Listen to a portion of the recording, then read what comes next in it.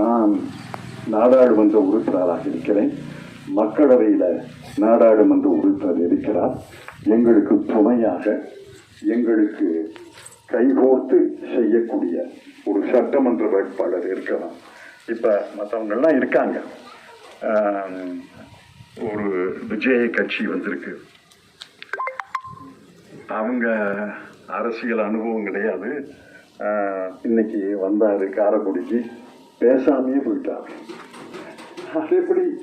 அரசியல் தான், பேச்சு தானே, சர்ச்சை தானே, விவாதம் தானே. என் கருத்தை நான் சொல்ற மாதிரி அவர் கருத்தை சொன்னா தானே விவாதம் பண்ண முடியும். நான் பேசாம மறந்தையாக இருப்பேன். நாளைக்கு பேசாம இருந்தா பத்திரிகையாளரை சந்திக்கிறது இல்லை, மக்களை சந்தித்து பேசுறது இல்லை. நான் வர்றேன். இப்போ நான் உள்துறை அமைச்சராக இருக்கேன், நிதி அமைச்சராக இருந்தேன். நான் தனியாக தான் காரணம் வரல. நான் ஊர் ஊராக பேசுறதுக்கு தயாராக இருக்கேன்.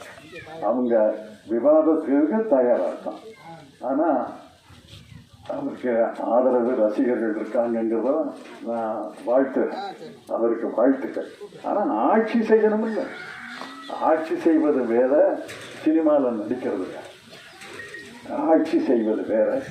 ஆட்சி செய்வது என்பது எந்த திட்டத்தை செயல்படுத்தினால் மக்களுக்கு பயன் கிடைக்கும், எந்த வகையில் பணத்தை செலவழித்தால் மக்களுக்கு பணம் கிடைக்கும், மக்களுக்கு வளர்ச்சி கிடைக்கும்.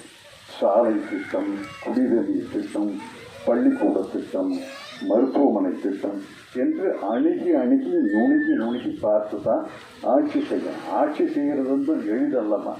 நான் ஒரு 20 வருஷமா ஆட்சி செஞ்சிருக்கேன்.